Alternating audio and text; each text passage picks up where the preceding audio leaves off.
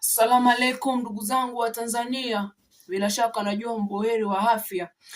Leo tumeweza kutembelewa na mgeni maarufu na maalum kutoka nchi yetu jirani pale ya Kenya, Bwana Rais Ruto.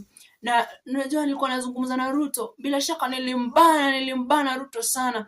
Nilimbana kwa sababu aliniambia atakuja mapema zaidi, lakini ameweza kuchelewa, akakuja mchana. Sana shangaa Ruto, hata masani kitu ambacho unaweza kudanganya Ruto sio vizuri. Naomba hapo Bwana Rais wa Kenya urekebishe.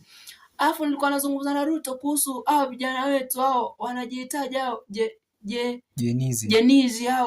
Nilikuwa nazungumza naambia Jenizi, nidhamu inafaa idumishwe huku ndani huku kwetu Tanzania na kule basi nchi jirani huko Kenya.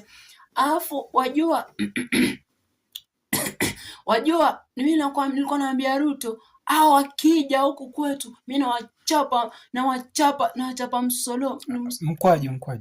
Nawachapa mkwaju pia, wakienda huko kwake anawachapa mkwaju, ili sisi sote tuweze kudumisha nidhamu katika East Africa huko Kenya na huko kwetu Tanzania.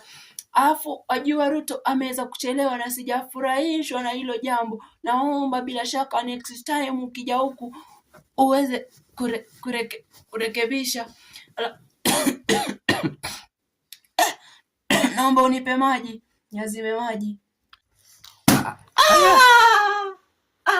Umetoboa bibi hiyo ni siaka. Hapana. Saka yangu umeitoboa.